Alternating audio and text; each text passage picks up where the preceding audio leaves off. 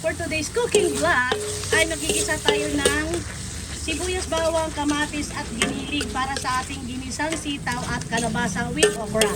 Naglagay na kami ng Knorr cube dito na shrimp. O tama na. Tapos ngayon Knorr seasoning, tama na. Knorr seasoning. Tapos naglagay na rin ako nito ng isang kutsarang asin para may lasa na ang ating karne. Ayan. Isasangkutsa ko lang si karne. Huwag ka muna magtubig. Nagmamadali ito ka lang dahil gutom na daw siya.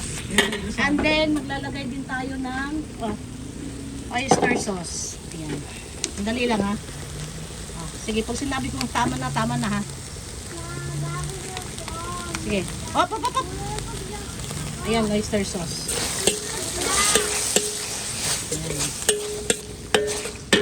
And then, ilagay ko na ang kalabasa, yung sitaw dyan. And then, isusunod ko na ang sitaw. Masarap yung baboy. Ha? Yung baboy, sabi ko parang itlog. Kaya ka naghintay ako eh. Ilagay mo na sitaw para maluto na to. At saka hindi mo pwede rin sa itlog to, sobrang alat to. May mga timpla na yan. Ano ka ba? Sige na, akin na yung sitaw. Nagmamadali siya guys kasi gutom na daw siya. Yan, luko. Dali! Sitaw mo na. Ayan, sitaw. Ito yung sitaw ay 2 kilo ito. Mamaya nito. And then, napanghuli natin ay ang okra. At dahon ng sibuyas. So, ano na natin to, mix. Para mag-well combine na ang timpla. Ayan. Ikaw nga mag-ano, nangawit ako. Haluin mo dali. Ito naman ang ating sinaing at luto na. Patayin na natin ang kanan yan.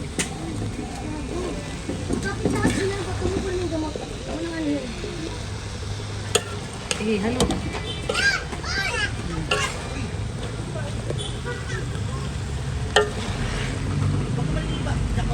Lalagyan ko ng mga isang basong tubig. Ayan, para pampaluto sa gulay. Naya, tigilan mo.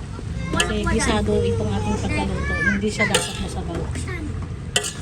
Ilagay mo lang dyan. Okay na yan, Jay. Tapan muna natin para makulog yung init para mas mabilis ang luto. Okay na yan. Spread mo na lang. Now, haluin natin uli para yung init sa ilalim ay mapunta naman sa taas. Yan. Naamoy ko na pakulo na siya. Oh, super bango. Amoy masarap.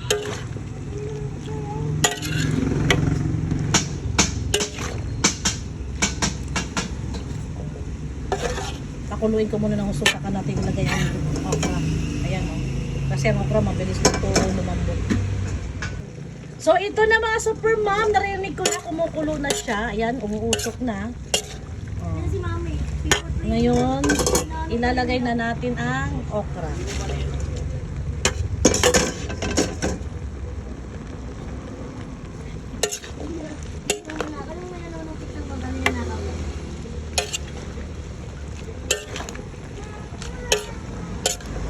Ayan, haluin natin maigi para pantay ang init. Kasi syempre, nasa ilalim yung init. So, yung sa ilalim, ilagay natin sa ibabaw. Para yung sa ibabaw ay mapunta naman sa ilalim. Para maging pantay ang kanilang pagkaluto. So, again, takpan natin uli. For final touch, for final cook. Balikan natin pagluto na. At para ma-off na rin natin ang apoy ng kalan. So, ito na mga super mom, amoy palang luto na. So, tikman na natin ang timpla kung tama na ang asin or alat. Tamang-tama. Super sakto, super swak ang timpla. So, isang super kulo na lang. I-off na natin ang apoy kasi mainit naman ha. O, tingnan nyo, berding-berde pa rin ang sitaw natin kasi half cook lang ang ating target sa pagluto. Kasi, mamaya naman, pagka malamig na to, ipainit ng painit, overcook na. So, kailangan half cook lang ngayon. Sige, balikan natin isang tinding kulo ng luto ng ating sitaw, kalabasa at okrang ginisa. Ito na luto ng ating ginisang sitaw, kalabasa at okra. Ilagay na natin ang ating garnish na dahon ng sibuyas. Optional. Kung meron, maglagay. Kung wala, okay lang. So ngayon, i-off ko na ang kalan.